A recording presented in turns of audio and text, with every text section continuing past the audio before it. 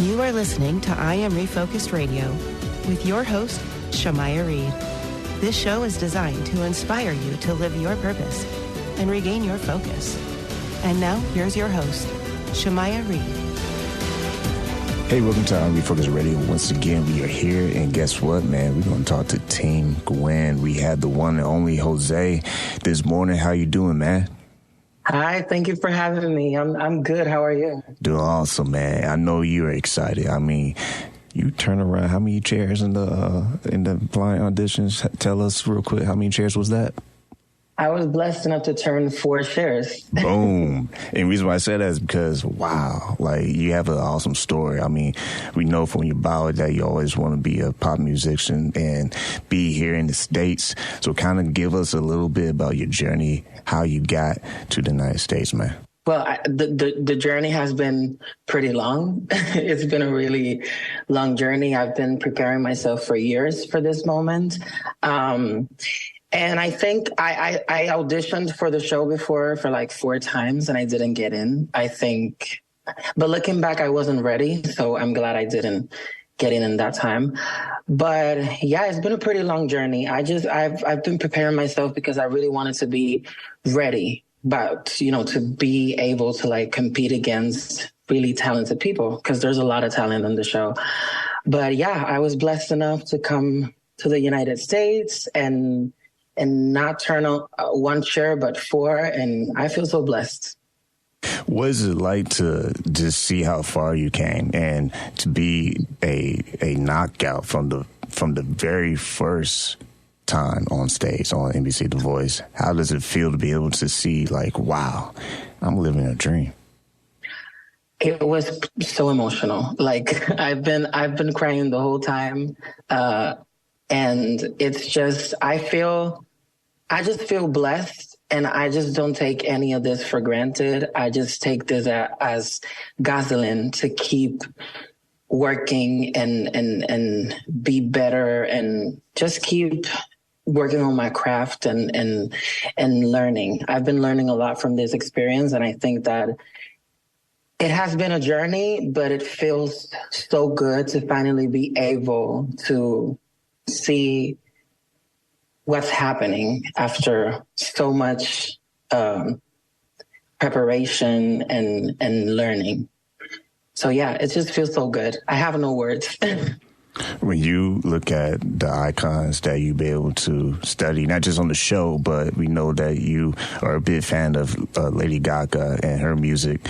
Was it like to be able to say, I'm actually going to be able to be in a competition where it's really going to propel my career to some amazing heights? Yeah. I think that I didn't know the magnitude of this whole competition until I experienced it. And I keep experiencing it. So the fact that I get to be on a platform where most of my peers have sang in, because Lady Gaga has been on The Voice before. And it's just like, and the fact that I get to be on this platform and learn and develop myself as an artist is such a privilege. And as I said before, I don't take any of this for granted. I just take this as a part of my journey to keep learning and striving to be better. I know you have some big fans in Puerto Rico. I mean, I know you have friends and family who are not just proud, but excited to cheer you on. What has been the response so far? Oh, the response has been massive. I didn't know that my island was going to be.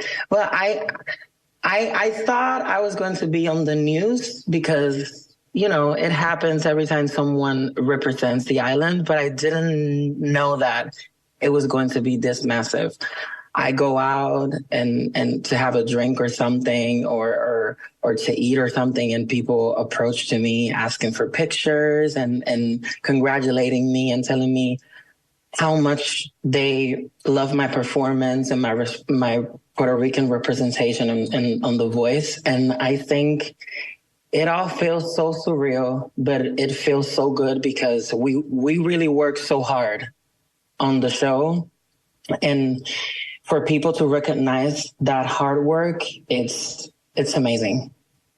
We're talking to Jose, and when you look at your coach, Team Gwen, it's always a learning curve when you're on the show because you got to manage all this stuff coming at you like 100 miles per hour. How have you been able to just keep your composure, but at the same time, just be able to learn from her and her expertise? Well, I never, you can see my face. I'm always nervous when I'm around her because Gwen is such an icon. Like, I never get to keep my composure 100%. But Gwen is a really lovely person, and she has this thing that there's no, she's all about the talent and making people better. And that's what I love about her.